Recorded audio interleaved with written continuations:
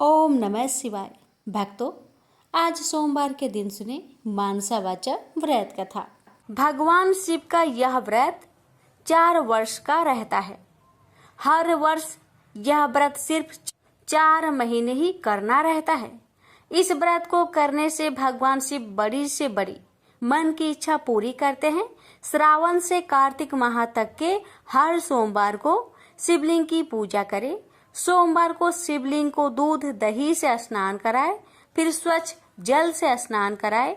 शिवलिंग पर चंदन अबीर गुलाल रौली चावल चढ़ाए, जिसके बाद बेल पत्र और फूल माला शिवलिंग पर चढ़ा दे।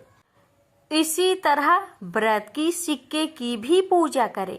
व्रत के पहले दिन धागे पर ग्रंथि लगाई है, उसे सिक्के के पास ही रखें। व्रत के समापन के दिन ही धागे की ग्रंथि खोल दे। हर वर्ष भिन्न भिन्न इच्छाओं को लेकर भी यह व्रत कर सकते हैं। तो आइए भक्तों, हम श्रवण करते हैं सभी मनोकामना को पूर्ण करने वाली मनसा महादेव की व्रत कथा। एक समय कैलाश पर्वत पर श्री महादेव जी तथा पार्वती जी विराजमान थे। वहाँ शीतल मंद सुगंध वायु चल रही थी। चारों ओर वृक्ष तथा लताएं नाना प्रकार के पुष्पों और फलों से शोभा दे रही थी। ऐसे सुहाने समय में पार्वती जी ने अपने पतिदेव से प्रार्थना की कि हे नाथ, आज हम लोग चौपर पासा खेलेंगे। तब महादेव जी ने उत्तर दिया कि चौपर पासा के खेल में छल कपट बहुत होता है, सो कोई मध्यस्थ हो तो खेला जाए।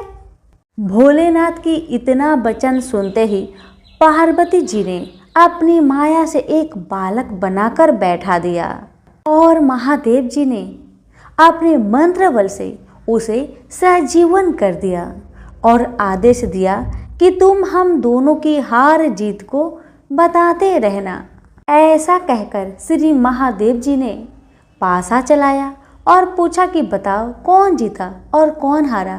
तब उस पुत्र ने उत्तर दिया कि महादेव जी जीते और पार्वती जी हारी। फिर दूसरी बार पासा चलाकर महादेव जी ने पूछा तो उस बालक ने यही जवाब दिया कि महादेव जी जीते और पार्वती जी हारी। इसी प्रकार तीसरी बार भी पासा चलाकर महादेव जी ने पूछा तो अब की बार महादेव जी हार गए थे। परंतु बालक ने विचार किया कि यदि मैं महादेव जी को हरा हुआ बताऊंगा तो मुझे वो श्राप दे देंगे। ऐसा सोचकर उसने फिर यही कह दिया कि महादेव जी जीते हैं। तब झूठ बोलते हुए उस बालक को माता पार्वती ने श्राप दिया कि तेरे शरीर में कोढ़ हो जाएंगे और तू निर्जन वन में भटकता फिरे। उसी समय उसको कोढ़ हो गया और वह भटकता भटकता सुनसान वन में जा पहुंचा। वहां जाकर उसने देखा कि ब्राह्मणी, इंद्राणी आदि देवताओं की स्त्रियां व्रत के निमित्त शिव जी की पूजन कर रही है। उनको पूजा करते देखकर पार्वती जी की माया से बनाए बालक, जिसका कि नाम अंगद रखा था, उसने पूछा कि आप यहाँ क्या कर रही हो। तब उन देवांगनाओं ने जवाब दिया कि हम तो मनसा वाचा नाम से प्रसिद्ध महादेव जी की पूजा कर रहे हैं, यानी मन में वाणी को बस में करके, अर्थात सब जगह से मन हटाकर और शिव पार्वती में ही मन लगाकर पूजा कर रही हैं। इसलिए इस व्रत का नाम मनसा वाचा व्रत है। तब अंगद जी ने पूछा कि इस व्रत के करने से क्या होता है।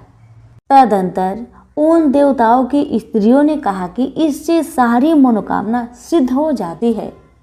अंगद जी ने कहा कि मैं भी इस व्रत को करना चाहता हूँ। तब उन देवांगनाओं ने चावल सुपारी देकर व्रत का विधान बताया कि इस व्रत को श्रावण सुदी में पहले सोमवार से करना चाहिए। उस दिन कवारी कन्या से धाई पूनी सूत कटवा कर उसका भोग बनाए। उस डोरे की और श्री महादेव जी का पूजन कार्तिक सुदी चौथ तक प्रति सोमवार को करते रहना चाहिए। कार्तिक सुदी चौथ के दिन उद्यापन करना चाहिए। 1.25 सेर घृत, 1.25 सेर गुड़, 4.25 सेर आटा लेकर चूरमा बनाकर उसके 4 लड्डू करने चाहिए। एक भाग शिव जी के चढ़ाए, एक भाग किसी ब्राह्मण या नाथ को दे दे, एक भाग गाय को दे दे और बाकी का एक भाग खुद भोजन करे। चारों भाग समान होने चाहिए, चाहे राजा हो चाहे गरीब, सबको इतना ही समान लेना चाहिए। धनवान हो तो भी अधिक ना ले और गरीब हो तो भी कम ना ले। व्रती मनुष्य या स्त्री एक भाग मोदक को पूरा ना खा सके तो पहले से ही उसमें से निकालकर किसी को दे दे। वह जो डोरा बनाया था उसे स्वयं धारण कर ले। जिस प्रकार की अनंत भगवान का डोरा पहना जाता है और उद्धापन होने के बाद जल में पधरा देवे, इस प्रकार उस अंगद को भी हर साल व्रत करते करते 4 वर्ष बीत गए। तब व्रत के प्रभाव से पार्वती जी के हृदय में दया उत्पन्न हो गई और महादेव जी से पूछा कि महाराज, जिसको मैंने श्राप दिया था उसका पता नहीं, उसको किसी ने मार तो नहीं दिया है। तब तीनों लोगों की सब बातें प्रत्यक्षवत जानने वाले महादेव जी ने कहा कि वह तो जीवित है। तब पार्वती जी ने कहा कि महाराज, ऐसा कोई व्रत हो तो बताओ जिससे कि वह मेरा मानसिक पुत्र फिर से मिल जाए। तब महादेव जी महाराज ने कहा कि श्रावण सुदी के पहले सोमवार के दिन कवाड़ी कन्या से 2.5 पूनी सूत कटवाकर उसका डोरा बनाना और उसे केसर आदि में रंगकर 4 गांठें देकर सुपारी पर लपेटकर ताम्र पात्र में रखकर उसे शिव रूप मानकर उसकी तथा शिव जी की पूजा करना चाहिए। इस प्रकार सोमवार के सोमवार शिव जी की पूजा करना, 1.25 सेर घृत, 1.25 सेर गुड़ और 1.25 सेर आटा लेकर चूरमा बनाना, उसके 4 भाग करना। एक भाग शिव जी के अर्पण करे, दूसरा भाग ब्राह्मण को दे दे, तीसरा भाग गाय को दे दे और चौथा खुद भोजन करे।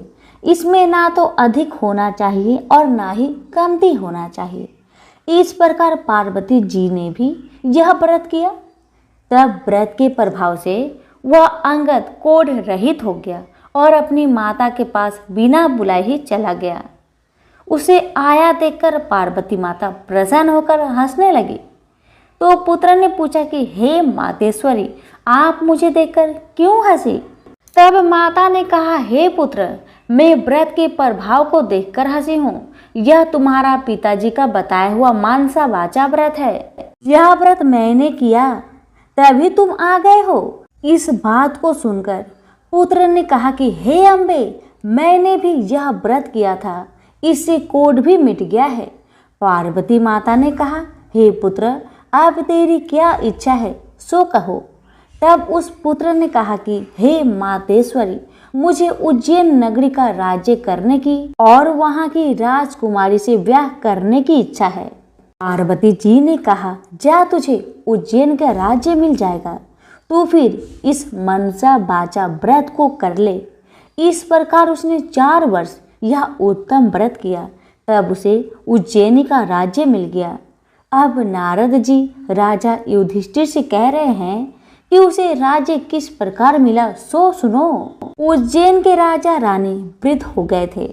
उनके कोई पुत्र नहीं था, केवल एक राजकुमारी थी। राजा रानी ने सोचा कि इस कन्या का विवाह किसी राजकुमार से करके उसको राज्य दे दे। ऐसा निश्चय कर एक स्वयंवर रचा जिसमें देश देश के राजकुमार आए।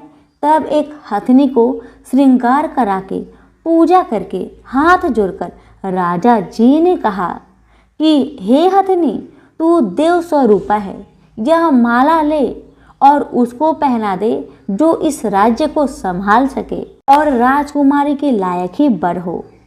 मामूली मनुष्य को माला मत पहना देना। अब वहीं पर देव योग से पार्वती जी का पुत्र भी अंगद वहां पहुंच गया।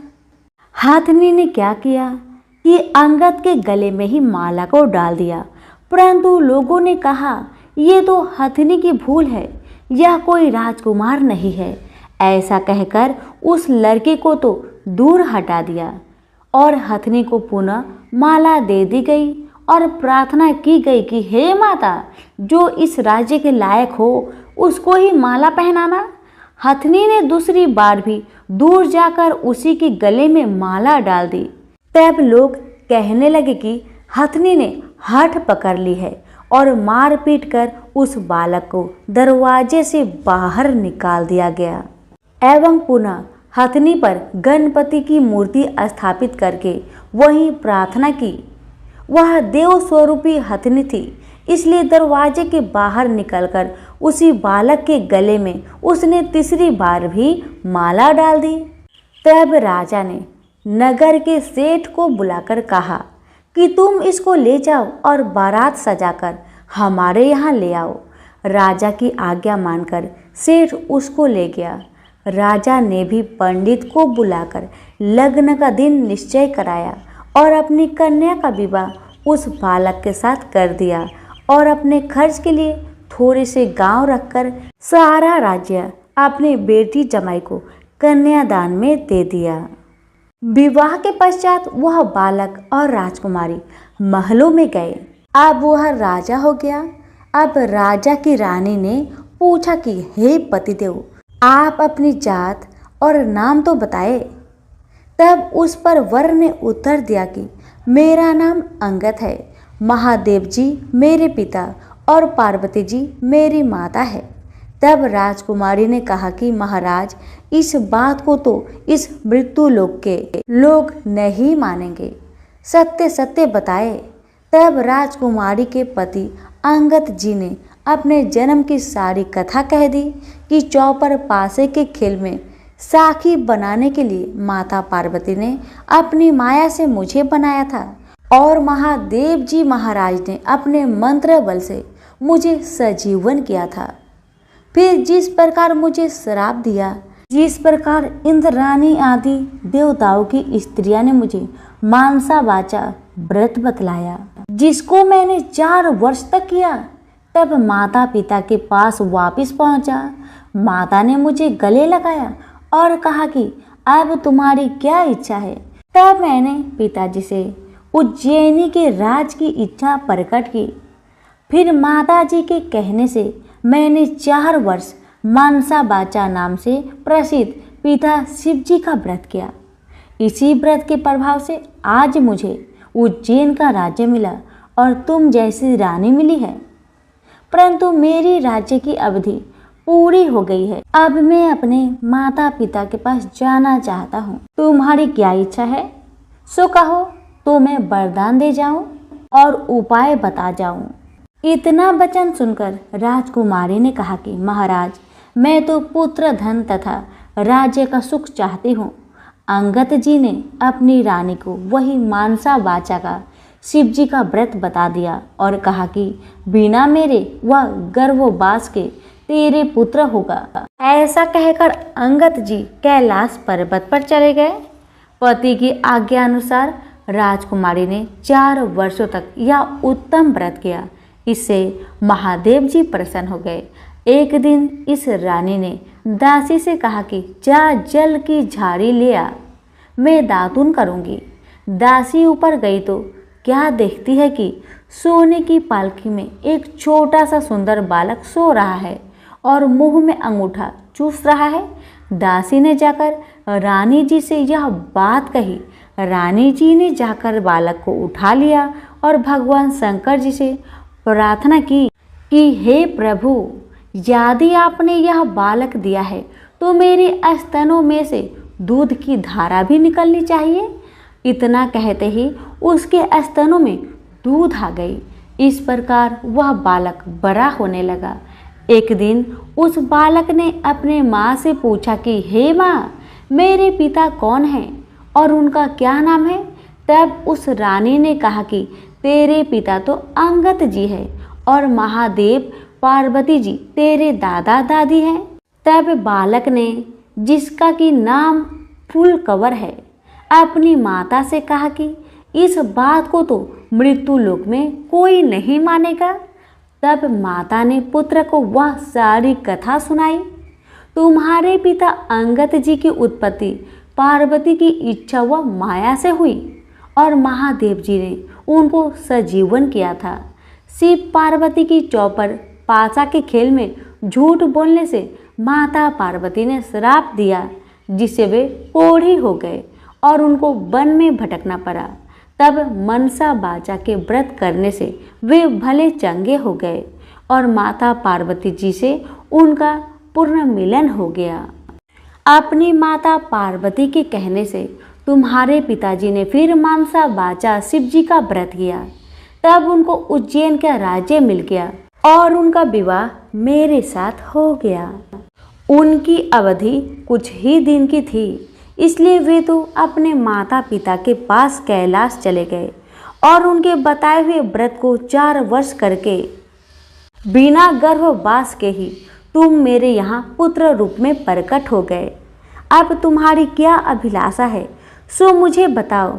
माता के वचन को सुनकर पुत्र ने कहा कि हे माता, मेरी इच्छा चैदी राजा की कन्या से विवाह करने की है, क्योंकि मैंने उसकी प्रशंसा सुनी है।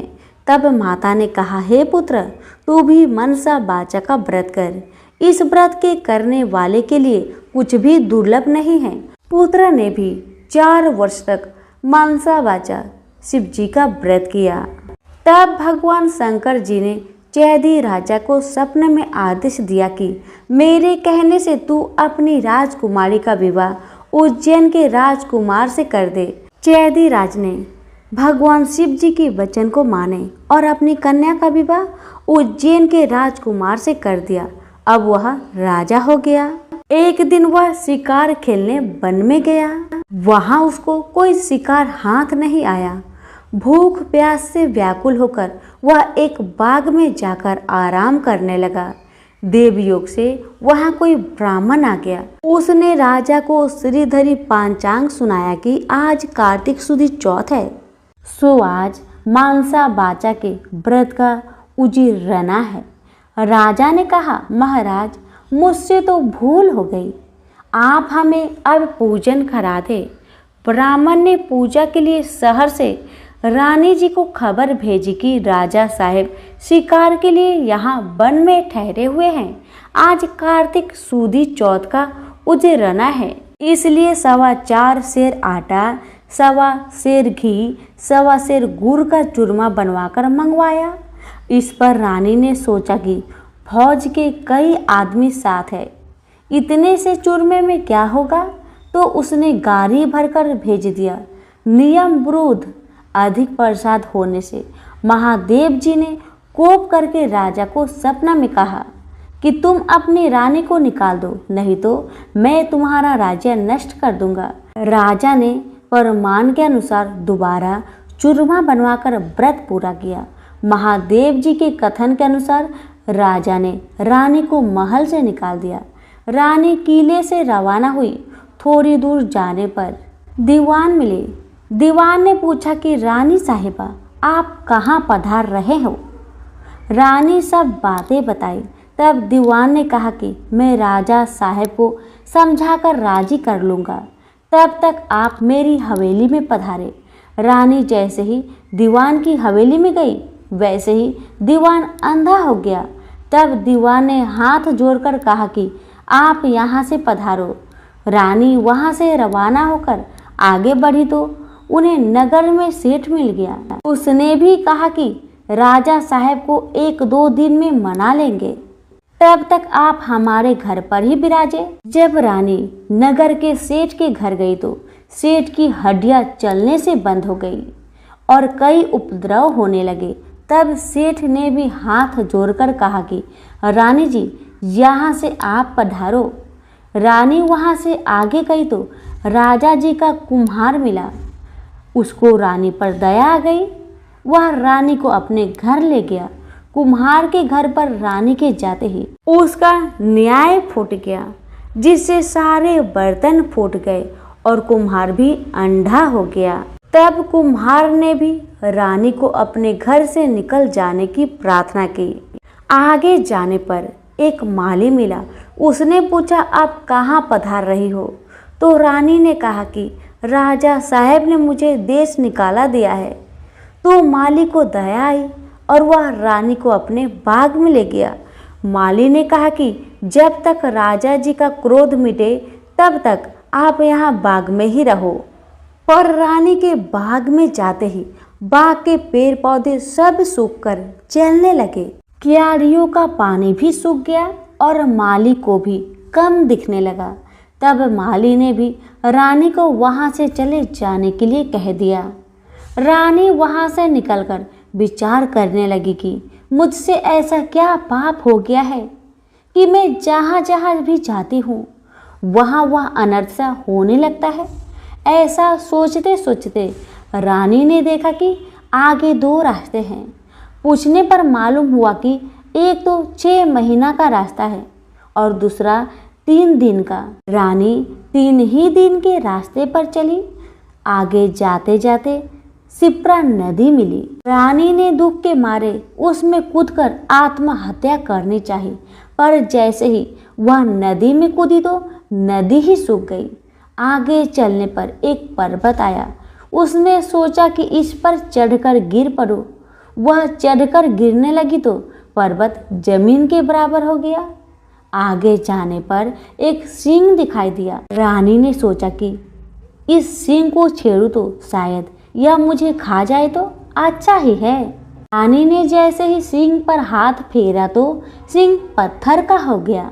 आगे जाने पर बड़ा भारी अजगर सांप दिखाई दिया। रानी ने मरने के लिए उस बड़े सांप को छेड़ा तो सांप रस्सी बन गई। रानी हार मानकर आगे चली तो क्या देखती है कि वहाँ एक बड़ा भारी पीपल का वृक्ष है।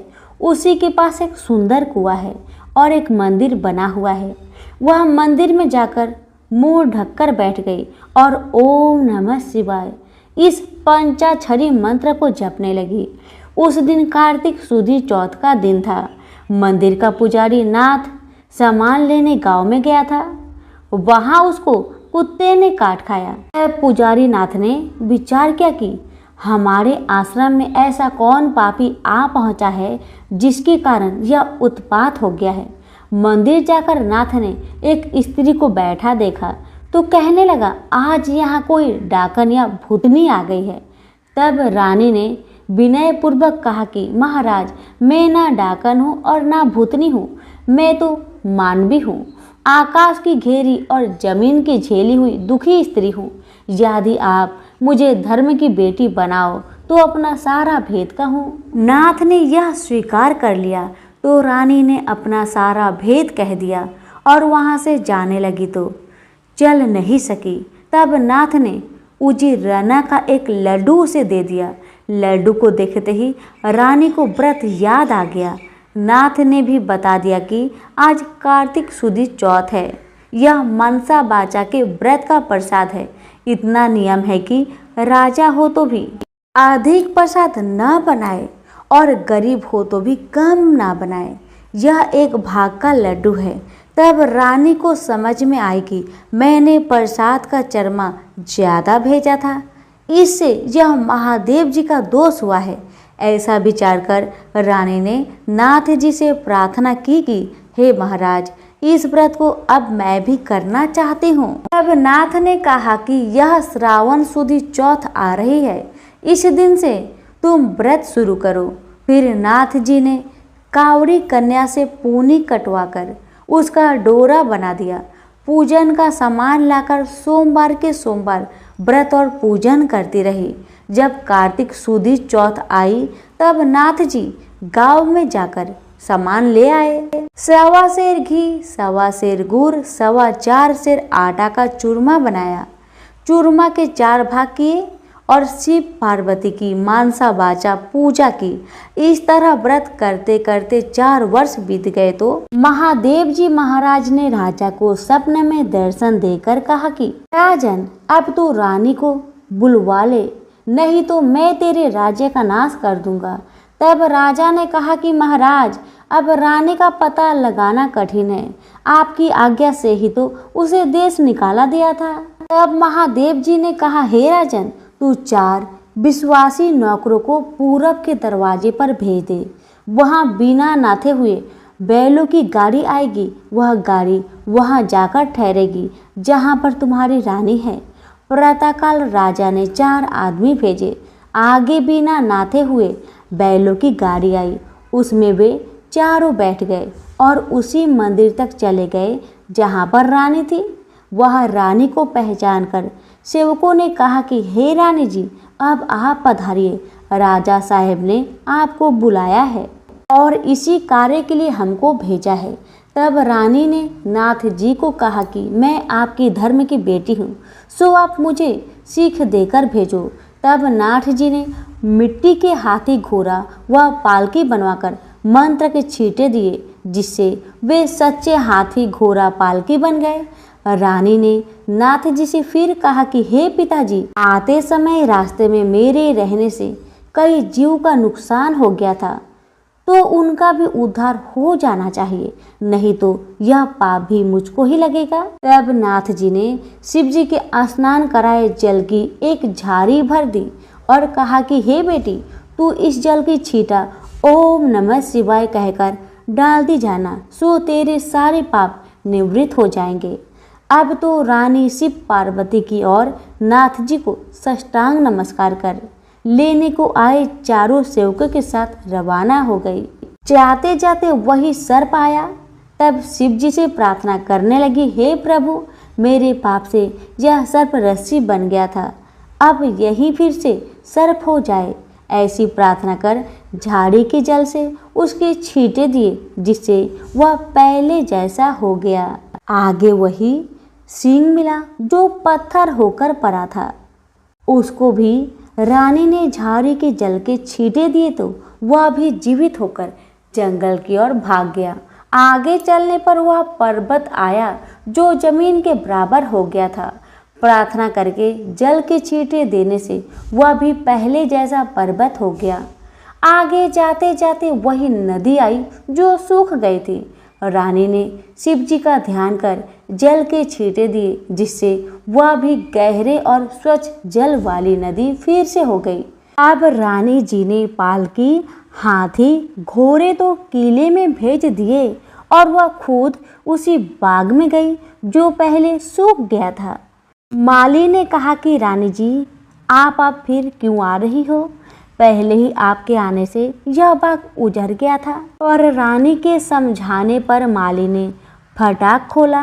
रानी ने बाग में जाकर शिव जी का ध्यान कर झाड़ी के जल के छींटे दिए, जिससे पहले से भी अच्छा हरा भरा बगीचा हो गया। वहाँ कई कोयल बोलने लगी, नाना प्रकार के फल फूल दिखाई देने लगे और कुओं में लबालब जल भर गया।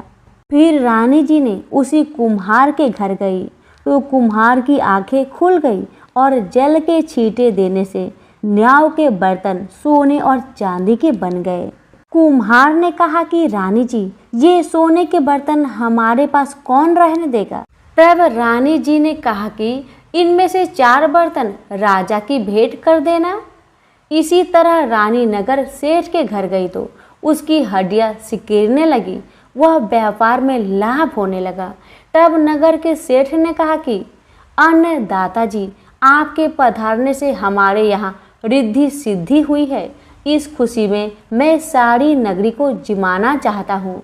सारी नगरी में ढिढोरा पिटवा दिया गया कि कल किसी के घर में धुआं ना निकले। जो किसी ने चूल्हा जलाया तो दंड के भागीदार होंगे। आगे रानी जी पधारी तो दीवान जी के यहाँ गई। जाते ही दीवान की आंखें खुल गई, सब आनंद हो गया। अब रानी साहिबा किला में पधारी। राजा जी ने उनका अच्छा से स्वागत किया। नगर सेठ ने सारे नगर को जिमाया और किले में जाकर रानी जी से अर्ज की कि अन्नदाता माता जी, अब आप भी आरोग्य। रानी ने कहा कि मेरे तो आज कार्तिक सुदी चौथ का उजरीना है, सो किसी भूखे आदमी को जिमाकर जिमूंगी। सारे नगर के लोग तो नगर सेठ के यहाँ जिम आए। नगर में कोई भी भूखा व्यक्ति नहीं मिला। ढूंढते ढूंढते धोबी घाट पर एक अंधी बहरी कोढ़नी धोबन परी मिली। रानी जी की आज्ञा से उसे बताया। रानी जी ने उसे स्नान कराया। स्नान कराते ही उसका सारा कोढ़ मिट गया। कथा सुनाते ही उसके लिए स्वर्ग से विमान आ गया और बूढ़ी धोबन कथा सुनने व प्रसाद लेने मात्र से सदैव बैकुंठ चली गई। राजा रानी भी हर साल मनसा वाचा व्रत करते रहे। वे संसार के सब प्रकार के सुखों को भोगते रहे और पुत्र को राजगद्दी देकर अंतकाल में शिवलोक में गए। इस प्रकार मनसा वाचा भगवान शिव जी पार्वती जी के व्रत करने की बड़ी भारी महिमा है।